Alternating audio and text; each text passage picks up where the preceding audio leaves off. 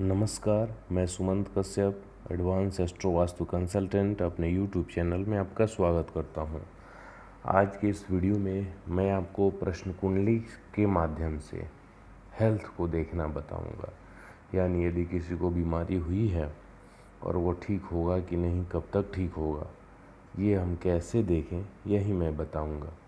इस प्रश्न कुंडली को मैंने बनाया था 20 अप्रैल 2021 को 9:38 रात में। और जैसा कि आप जानते हैं, केपी में जो प्रश्न कुंडली होती है उसमें हम होर्री नंबर लेते हैं। तो ये मैंने 165 होर्री नंबर लिया था। प्रश्न कुंडली किसका है? नदीम श्रवण जो संगीतकार थे, संगीतकार जोड़ी, उसमें मैंने पढ़ा था 20 तारीख को ही श्रवण जी के बारे में कि वो हॉस्पिटल में एडमिट हैं। तो उस टाइम ही मेरे मन में एक ख्याल आया कि ये कब तक ठीक होंगे। तो प्रश्न कुंडली का ये नियम ही है कि जिस समय क्वेश्चन आपके मन में फ्लैश हो, वैसे ही आपको नंबर लेना है, होर्री नंबर लेना है। या जो आपके क्लाइंट हैं, तो जब उनके मन में क्वेश्चन आए तो आपको उनसे उस टाइम ही नंबर मांगना होता है, 1 से 249 के बीच में। तो आइए देखते हैं। मैं इसके पहले कि आगे बढ़ूं, मैं आपको बता दूं, मेरा 23 तारीख से प्रैक्टिकल न्यूमरोलॉजी का वर्कशॉप शुरू हो रहा है। यदि आप ज्वाइन करना चाहते हैं तो कर सकते हैं। इसकी फ़ीस 14,000 रुपये है। यदि आप अकेले 1 to 1 करना चाहते हैं तब भी कर सकते हैं। वैसी स्थिति में फ़ी आपको 22,000 रुपये देने होंगे। कोर्स जूम ऐप पर होगा। सभी क्लास की रिकॉर्डिंग आपको दी जाएगी और कोर्स समाप्त होने के बाद आपको 50 दिन का प्रैक्टिस सपोर्ट भी मिलेगा। दूसरी सूचना, 5 मई से हमारा प्रेडिक्टिव एस्ट्रोलॉजी का वर्कशॉप शुरू हो रहा है, बहुत ही नए अंदाज में इस प्रकार। प्रेडिक्टिव एस्ट्रोलॉजी है तो कुंडली का विश्लेषण तो आपको बताऊंगा ही, ये होर्री एस्ट्रोलॉजी के साथ साथ कई सारी चीज़ें। लेकिन इसमें जो मैंने पिछले 3-4 साल से जो मैं रिसर्च कर रहा था कि कुंडली के एक ही भाव, जैसे 7वां भाव है, विवाह का भी है और बिजनेस का भी है। तो जातक का मैरिड लाइफ अच्छा चल रहा होता है लेकिन बिजनेस में लॉस हो रहा होता है, या बिजनेस अच्छा चल रहा होता है लेकिन मैरिड लाइफ में प्रॉब्लम होती है। 9th हाउस पिता का भी और हायर एजुकेशन का भी है। तो पिता से संबंधित समस्या हो रही होती है उसी टाइम, और उसी टाइम जातक का एजुकेशन अच्छा चल रहा होता है। यानी एक ही हाउस से रिलेटेड एक अच्छा फल जातक को मिल रहा होता है और एक बुरा फल मिल रहा होता है। तो हम कैसे इस चीज़ को डिफ्रेंशिएट करें? जैसे 4th हाउस माता का होता है, घर का होता है, गाड़ी का होता है। तो जातक के पास बड़ी बड़ी गाड़ियाँ और घर होता है लेकिन उसकी मदर का हेल्थ प्रॉब्लम होता है, मदर से संबंधित समस्या होती है। या ऐसा भी होता है कि मदर का सुख उसको है, उसकी माता जी को कोई समस्या नहीं है लेकिन घर और गाड़ी से रिलेटेड प्रॉब्लम है। तो इस चीज़ को हम विस्तार से समझेंगे प्रैक्टिकल एग्जाम्पल के साथ। आइए इस पर हम चलते हैं, कुंडली देखते हैं हम। चूँकि हमने होर्री नंबर लिया है इसलिए हम इस प्रश्न कुंडली को नहीं देखेंगे, ये जो वैदिक के हिसाब से बनी है। वैसे वैदिक के हिसाब से भी आप देखें तो लग्न का जो स्वामी है मंगल, वो 8वें में चला गया, जो कहीं ना कहीं खतरे को बता रहा है। लेकिन हमने चूँकि होर्री नंबर ले लिया है, हम बिना होर्री नंबर के बनाते तो हम लग्न कुंडली से आते। तो हमें कहाँ जाना है? इस केपी सेक्शन में जाना है। और केपी सेक्शन में आने के बाद हमें इस केपी कुंडली में देखना है। क्या देखना है? चंद्र का।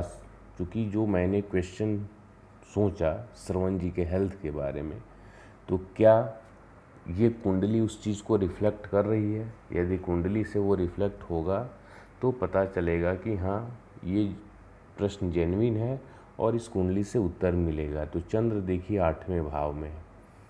अब मेरा क्वेश्चन क्या था कि क्या श्रवण जी का हेल्थ कब तक ठीक होगा? क्या ठीक होगा नहीं सोचा था, कब तक ठीक होगा। तो दो चीज़ें होती हैं, हेल्थ या तो सही हो जाता है या आदमी की मृत्यु हो जाती है। तो स्वास्थ्य सही होने के लिए 1, 5, 11 भाव, और आदमी की जो मृत्यु होती है तो उसमें 1, 3 और 8 भाव, साथ में 2 और 7 की भूमिका होती है। 2, 7, 6 और 8 तो सबके लिए निगेटिव होते हैं, 6, 8, 12।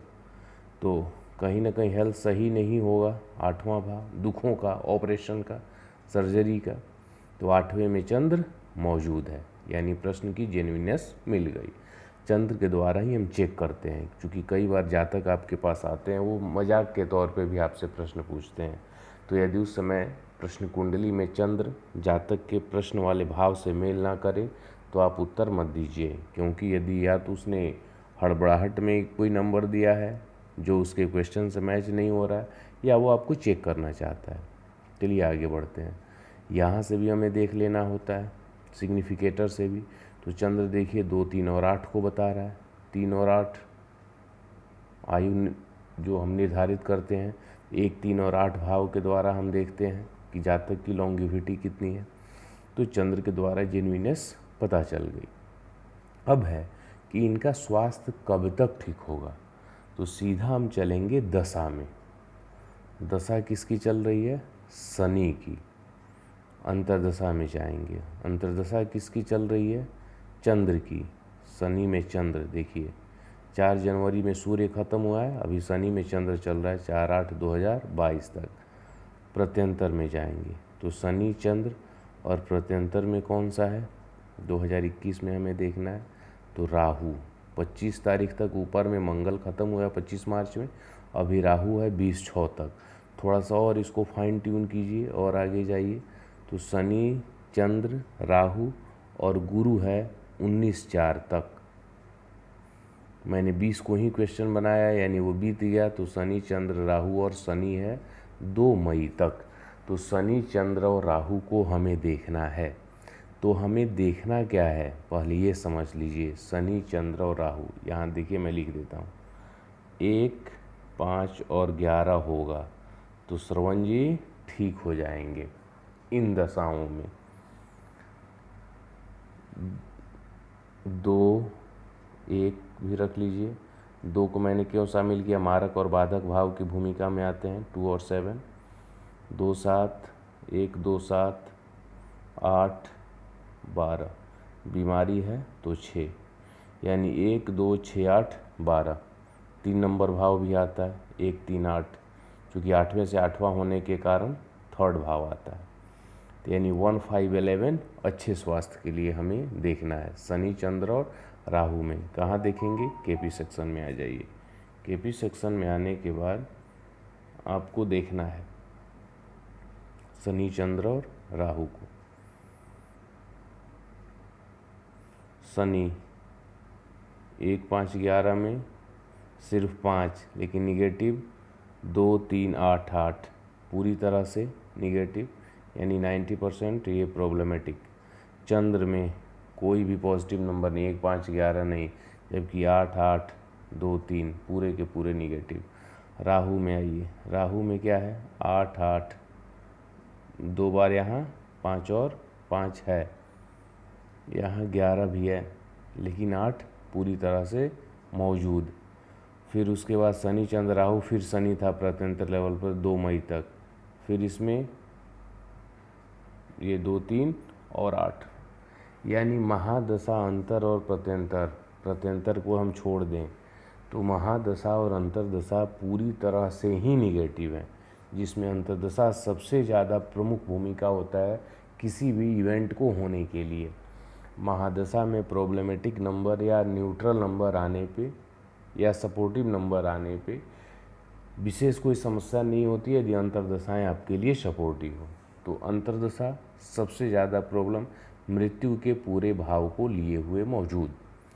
तो कहीं ना कहीं था कि इनका हेल्थ सही होना मुश्किल है। दूसरा एक विधि और मैं आपको बताता हूँ। ये तो यहाँ से आपने महादशा से देखा। मेरा जो क्वेश्चन था कि श्रवण जी कब सही होंगे, यानी हेल्थ सही होना होगा कि नहीं होगा, यस या नो की पहले हम ले लें। लग्न का सब लॉर्ड जब 11वें का सब लॉर्ड बनता है ये गुरु, तो हम क्या मानते हैं कि जातक का हेल्थ सही हो जाएगा। तो लग्न का सब लॉर्ड गुरु है, लेकिन 11वें में नहीं है, तो यहाँ से भी हमें पता चल गया कि हेल्थ सही नहीं होगा। दूसरा ऑप्शन क्या है? एक और है जिसको क्रॉस चेक कर दें आप, रूलिंग प्लैनेट में देख लें। इस रूलिंग प्लैनेट में देखना होता है लग्न का सब लॉर्ड यदि आ जाएगा तो हमारा काम सही होगा। तो यहाँ रूलिंग प्लैनेट में भी गुरु नहीं आया है। अब आप ये देखेंगे कि लग्न का नक्षत्रांश हम इसको नहीं लेते, रूलिंग प्लैनेट 5 ही होते हैं। कौन कौन होते हैं मैं बता देता हूँ। दिन स्वामी, लग्न राशि, लग्न नक्षत्र, चंद्र राशि, चंद्र स्वामी, 5 हो गए यहीं। तो इसमें गुरु नहीं आया। तो यानी 2 हमारे पास ऑप्शन होता है प्रश्न के हाँ और ना को चेक करने का। तो यहाँ से भी निकल गया। और दूसरा जो दशाएं चल रही हैं उसमें जो भाव ऑपरेट हो रहे हैं वो भाव भी ना कह रहे हैं। और सबसे बड़ा एक बात यहाँ और समझ लीजिए, जब किसी की मृत्यु होती है, उम्र यानी पूरा हो गया रहता है, तब शनि मृत्यु वाले भावों में जो मारक या बाधक हैं, जैसे दूसरा भाव, 7वां भाव, साथ ही साथ तीसरा भाव 3 नंबर या 8वां मृत्यु का, इससे ज़रूर संबंध बनाता है। तो शनि दूसरे में बैठा है और 8वें में जो ग्रह चंद्र बैठा है, आइए देखिए चंद्र का नक्षत्र भी शनि बन गया। चंद्र का नक्षत्र शनि बना हुआ है। तो कहीं ना कहीं शनि की भूमिका हो जाती है।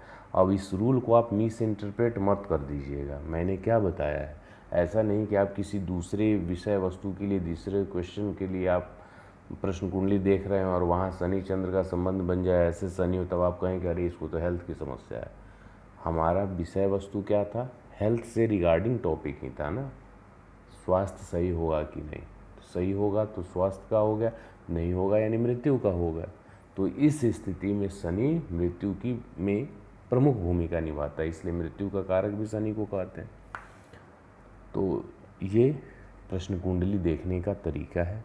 इस वीडियो को 2 बार 3 बार जैसे हो आप इसको देखें और बहुत ही आसान स्टेप है और कुंडली पे अप्लाई करें। अब आपके मन में कहीं किसी के क्रॉस क्वेश्चन ये आ सकता है कि यहाँ पे राहु में 5 नंबर होने के बाद भी यहाँ भी 5 था, यहाँ भी 5 था, तो सही क्यों नहीं हुआ। तो सिर्फ 5 नंबर होने से या 5, 11 एक बार आ जाने से समस्या सॉल्व नहीं होगी। रीज़न क्या है, आपको 100 रुपये की ज़रूरत है, मिल रहा है 10 रुपये, तो 90 रुपये कम पड़े ना। तो पड़ला किसका भारी है, 90 का। और ये आ रहा है प्रत्यंतर दशा में। प्रत्यंतर दशा का पीरियड काफ़ी छोटा होता है और सबसे ज़्यादा डिसाइडिंग फैक्टर क्या होते हैं, महादशा और अंतरदशा। अब वैसे सिर्फ 5 और 11 आप निकालेंगे तो महादशा अंतर प्रत्यंत सूक्ष्म लेवल तक आप चले जाएं तो उस स्थिति में जाने के पश्चात किसी न किसी में तो मिल जाएगा। तो वो चीज़ वैसे करके नहीं होगा। मेन हमें कॉम्बिनेशन देखना होता है महादशा अंतरदशा। अब इस चीज़ को ऐसे समझिए कि यदि महादशा मंगल की होती और अंतरदशा शुक्र की होती प्रश्न कुंडली के समय, तो देखिए मंगल में तीनों लेवल पे 5 और 11 आ गया, शुक्र में भी तीनों लेवल पे 5 और 11 आ गया। तो अब यदि महादशा अंतरदशा ये है और प्रत्यंतर दशा में चंद्र होता है या प्रत्यंतर में शनि होता, तो क्या होता कि उतने पार्टिकुलर पीरियड के लिए, महीना, 2 महीना, 3 महीना, 4 महीना के लिए वो हॉस्पिटल में रहते, बेड रेस्ट पे रहते। जैसे ही वो प्रत्यंतर वाला पीरियड ख़त्म होता वो सही हो जाते। चूँकि महादशा और अंतरदशा क्या है, इनके लिए फेवरेबल है, ऐसे हम समझेंगे। बने रहिए, मिलते हैं कुछ और वीडियोस के साथ। और यदि आप कंप्लीट प्रेडिक्टिव एस्ट्रोलॉजी सीखना चाहते हैं, कुंडली और प्रश्न कुंडली के आधार पर रेमेडीज़ बताना सीखना चाहते हैं, तो हमारे 5 तारीख से शुरू होने वाले प्रेडिक्टिव एस्ट्रोलॉजी के वर्कशॉप को ज्वाइन कर सकते हैं। उस कोर्स से रिलेटेड जो कोर्स का हमारा कंटेंट रहेगा, फ़ी स्ट्रक्चर, वो सब इस वीडियो के डिस्क्रिप्शन में आपको मिल जाएगा। मेरा व्हाट्सएप नंबर भी, विशेष जानकारी के लिए उस नंबर पर कॉन्टैक्ट कर सकते हैं।